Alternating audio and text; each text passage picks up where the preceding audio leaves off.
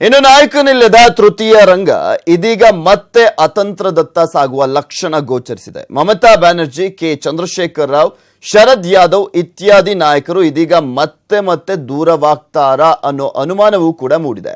ಸಮೀಕ್ಷೆಗಳ ಪ್ರಕಾರ ತೃತೀಯ ಸ್ಥಾನಕ್ಕಷ್ಟೇ ತೃಪ್ತಿ ಪಡ್ಕೊಂಡಿರುವಂತದ್ದು ಅನ್ನುವ ಲೆಕ್ಕಾಚಾರ ಈಗ ಎದುರಾಗಿದೆ. ಮತ್ತೆ ಅತಂತ್ರವಾಗುತ್ತಾ ತೃತೀಯ ರಂಗ? ಮತಗಟ್ಟೆ ಸಮೀಕ್ಷೆ ಉಲ್ಟಾ ಹೊಡೆಯುತ್ತಾ? ಲೋಕಸಭೆ ಚುನಾವಣೆಯ ಮತಗಟ್ಟೆ ಹೊರಬಿದ್ದಿದೆ. ಎನ್ಡಿಎ, ಯುಪಿಎ ಮೊದಲ 2 ಸ್ಥಾನಗಳಲ್ಲಿವೆ. ತೃತೀಯ ರಂಗ ಅಕ್ಷರಶಃ ತೃತೀಯ ಸ್ಥಾನಕ್ಕಷ್ಟೇ ಎನ್ನುತ್ತಿವೆ ಮತಗಟ್ಟೆ ಸಮೀಕ್ಷೆಗಳು. ನ್ಯೂಸ್ 18 IPSOS ಮೆಗಾ ಸಮೀಕ್ಷೆ ಹೀಗನ್ನುತ್ತೆ.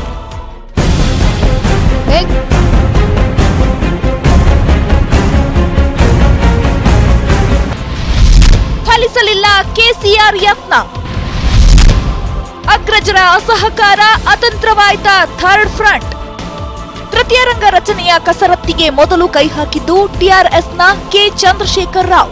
ತೆಲಂಗಾಣದಲ್ಲಿ ಸಿಕ್ಕ ಅಭೂತಪೂರ್ವ ಬೆಂಬಲವನ್ನೇ ದೇಶದುದ್ದಕ್ಕೂ ವಿಸ್ತರಿಸೋ ಕೆಲಸ ಮಾಡಿದ್ರು. ಮಮತಾ ಬ್ಯಾನರ್ಜಿ, ಸ್ಟಾಲಿನ್, ರಾಹುಲ್, ಸೀತಾರಾಮ್ ಯೆಚೂರಿ ಸೇರಿದಂತೆ ಹಲವು ನಾಯಕರನ್ನು ಭೇಟಿಯಾದ್ರು. ಆದ್ರೆ ಇದಕ್ಕೆ ಫಲ ಸಿಕ್ಕಿಲ್ಲ ಅನ್ನುತ್ತಿವೆ ಸಮೀಕ್ಷೆಗಳು. ಮತಗಟ್ಟೆ ಸಮೀಕ್ಷೆಗಳೆಲ್ಲವೂ ಗಾಸಿಪ್.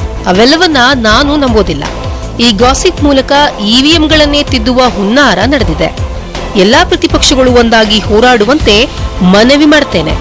ಜೊತೆಯಾಗಿ ಹೋರಾಡೋಣ.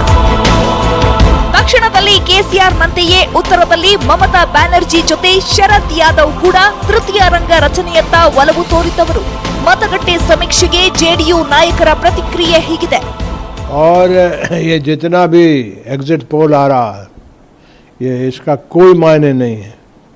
एक तरह से इस देश का दुर्भाग्य है कि हर चीज़ में नकल यूरोप और अमेरिका की करते हैं ये लोग. इस देश में किसी तरह का एग्जिट पोल हो ही नहीं सकता. लाखों जातियां हैं यहाँ, इतना अंतर विरोध है कि इनके कोई एग्जिट पोल का कोई मायने नहीं है. ना मैंने पहले कभी विश्वास किया, ना आज मैं कह रहा हूँ. मैं कह रहा हूँ कि ये चुनाव के दौरान भी यही काम कर रहे थे. ये आज ही नहीं कर रहे हैं. ये सारे चरण ये चुनाव के समय भी इस काम को कर रहे थे. और ये सबके सब जो है वो आज जो दिखा रहे हैं, मैं कहना चाहता हूं कि इसमें कोई तथ्य नहीं है. ಸಮೀಕ್ಷೆ ಏನೇ ಇದ್ದರೂ ಮೇ 23ಕ್ಕೆ ಇದಕ್ಕೆಲ್ಲ ಉತ್ತರ ಸಿಗಲಿದೆ.